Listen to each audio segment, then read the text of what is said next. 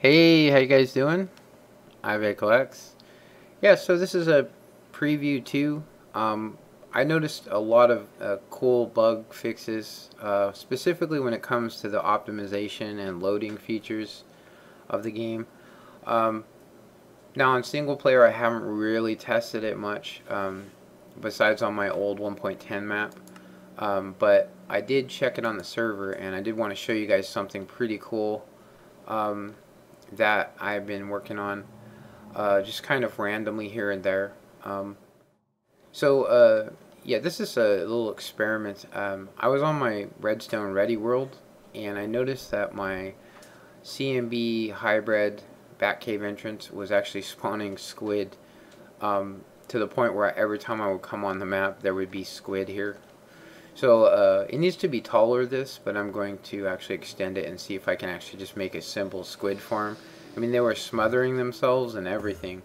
If I was to have hoppers underneath here, it will probably collect the squid and, of course, round it. Simple squid collection system. That Enderman is quite trippy. Doing some weird stuff. So, he's like, look at all the sand. Let's go ahead and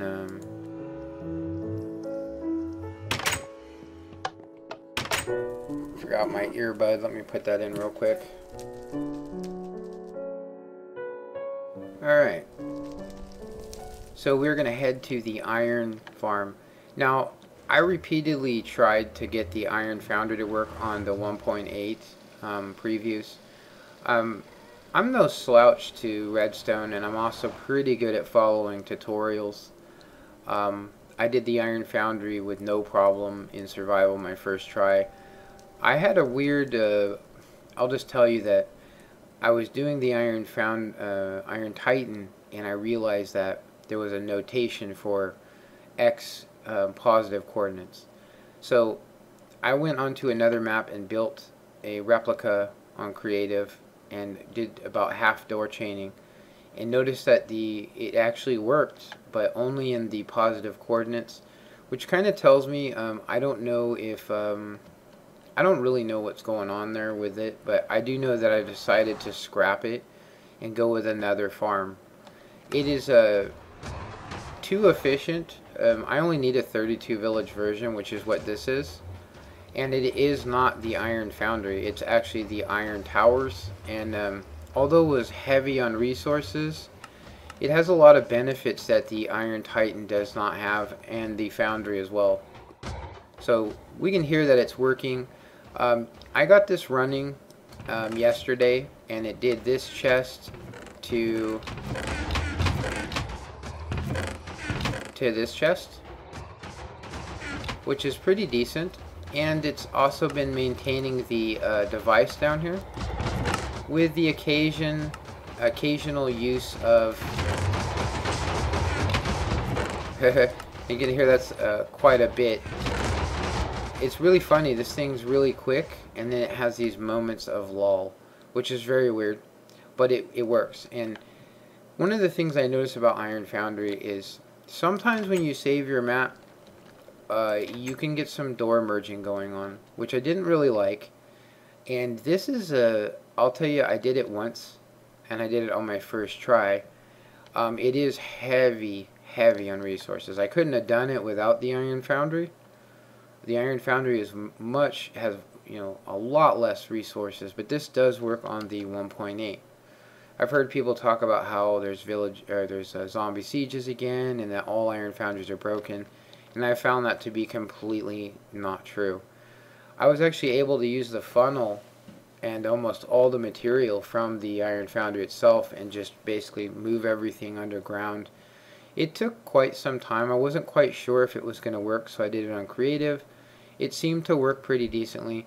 One of the cool things about this is that it does get sieges, but they stay away from the villagers. As you can see, we just get a group of zombies over here just hanging out.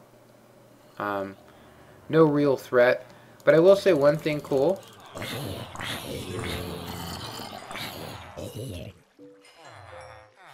One thing really cool about this design is that if it was to ever break, What I mean is that if this was to ever just stop functioning, it has a stop and start button, which makes the iron towers, I mean, this guy only has 18,000 views on this, and I gotta say that after trying it on the 1.8, I found, for me, it was the easiest farm to do.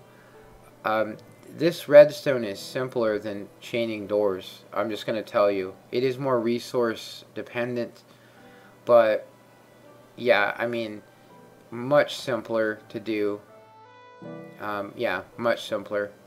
I pretty much copied his tutorial exactly, except for I used cheap material. But yeah, no, it works nice, and it's more like the iron trench, and it gives me 1,300 iron an hour, which is pretty cool. And to be honest, I've actually found that occasionally it will spawn iron golems off over here, and sometimes down here on the perimeter area, which simply, you know, killing them and restarting the device. But now that I have it fine-tuned, it's actually not doing that anymore. But it doesn't really matter if it does or not, because it has this button here that actually starts and stops the machine.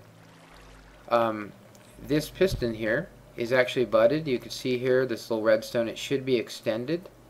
So it's butted out, which is good. So if I was to hit this button, it would extend it and restart the clock and start moving the door chaining again. So it might take 5 or 10 minutes for it to start spawning again, but it will start spawning. Like I said, this is a ton of iron. So yeah, you do need some sort of farm to get this going. I mean, it's very, you know, heavy on resources, but it's a good change from the iron foundry. I've actually had some problems with the iron foundry. So I'm not trying to trash Tangotech's thing, but I will say that I could not get his Iron Titan to work in the positive coordinates. I could not get it to work in my spawn chunks because it is in the X positive. Now I tried it in the X negative, which I was talking about, and it worked. So I believe he needs a patch, or he needs to go into more detail, because he just simply says to place the doors the opposite direction, but I myself believe the entire foundry needs to be built towards the, you need to chain the doors from the west. Sorry, the east. Everything needs to be that way.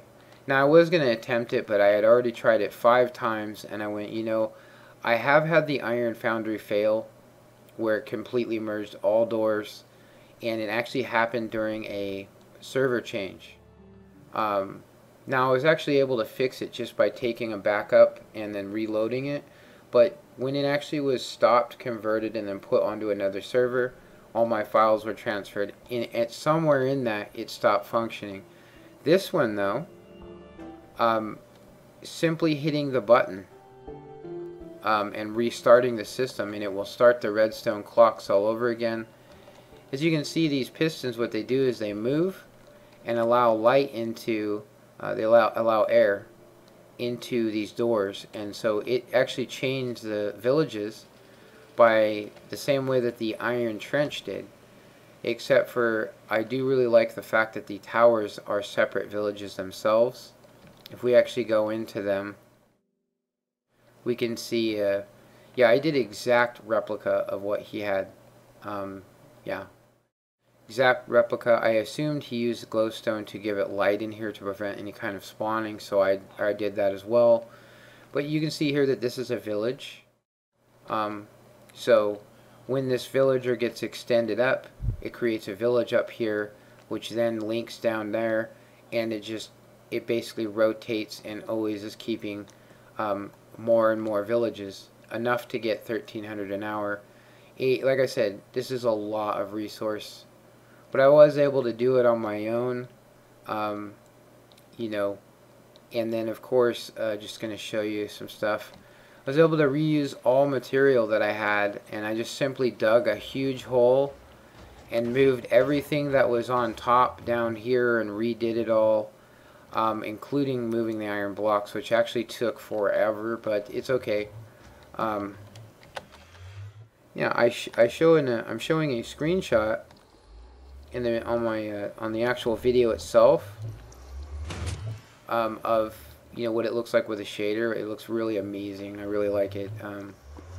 Gonna go ahead and alright, sorry about that. I was gonna show you guys some more stuff that we were doing in the Nether, but I think I'll actually do a let's play on that. Yeah, that's pretty much the end of the video. Like I said, check the description if you guys are interested in doing a farm. Let's see, 1, 2, 3, 4, 5, 6, 7, 8, 9, and 10. Yeah, if you're interested in doing an iron farm that actually works on the 1.8, that one I showed you, the iron towers, seems to be pretty decent as far as now anyway. If that makes any sense to you guys.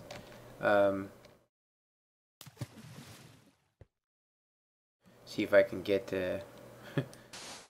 this to work before we jump off.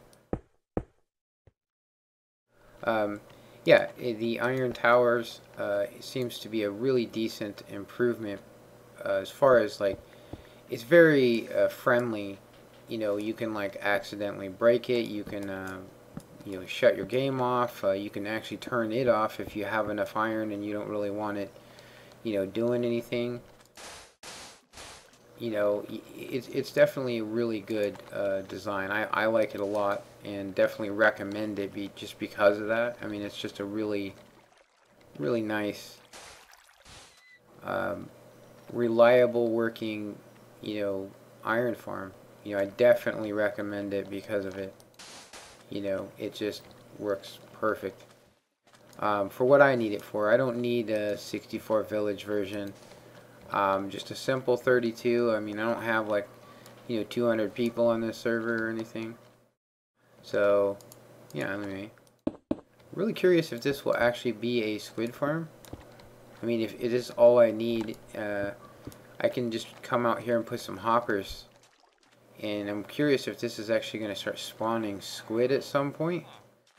But I'll jump back on here later and check that out, see if it actually works. But anyway, I hope you guys enjoyed this. Comment, like, and subscribe. And of course, probably before this weekend, I'll be coming out with episode, I believe, 23 of Let's Play, which is basically going to be us doing some stuff in the Nether. So anyway, like I said, check the description and check out the iron towers. I really like it. As far as now, I mean, things could change on the 1.8, but if you guys stay tuned, if it stops working on the 1.8, which I really don't see it to because the way that it works, it uses clocks, so it's dependent upon clocks and not door chaining. So anyway, I hope you guys enjoyed this. Comment, like, and subscribe, and have a good one. Later.